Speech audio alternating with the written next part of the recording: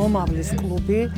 ეს არის თითქმის ყველას მომავალი. ბაღის მომავალიც იგულისხმება ბავშვის მომავალის და უშუალოდ მშობლის მომავალს, რომლებაც თითქმის ჩვენი ცხოვრება სულ სხვანაირად შეცვალა.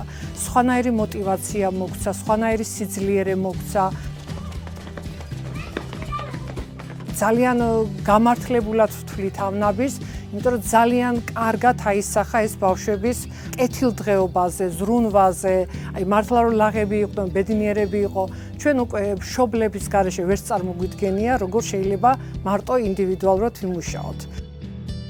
ჩვენ ძირითადად მშობლები ვიძიებთ აი სხვადასხვა მაღაზიებს ან სოციალურ საწარმოებს, ვისაც ვეკონტაქტებით და მათ თუ აქვთ სურვილი რომ ქველმოქმედება გაწიონ და ჩვენ ბაღს ასათამაშოებით ან რაიმე ისეთი ღირებული ნივთით რაც ბავშვებს გამოადგებათ დაგვეხმარონ, ამას გვჩუქნიან, გვიგზავნიან.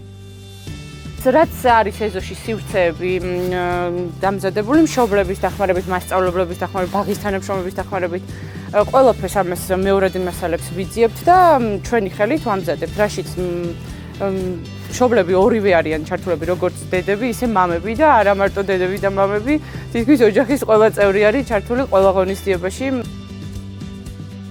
ასევე ვატარებთ პრეზენტაციებს, მშობლები ატარებენ პრეზენტაციებს სხვადასხვა მნიშვნელოვან საკითხებზე ბავშვების განვითარებასთან დაკავშირებით. და უამრავი თემა არის, რომელსაც განვიხილავთ პრეზენტაციების დროს. ამ დროს არიან მოწვეული სტუმრებიც ჩვენთან, რომლებსაც აინტერესებთ ეს საკითხები.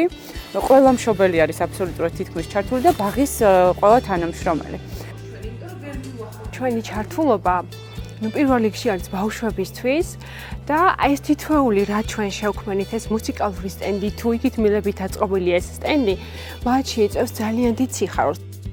ეს არის მეორე სახლი მათთვის და ეს არის დიდი სტიმული რა მართლა ძალიან დიდი სტიმული ჩვენთვის რომ ჩვენი შვილები გავზარდოთ ბედნიერები და ლაღები და განვითარებულები.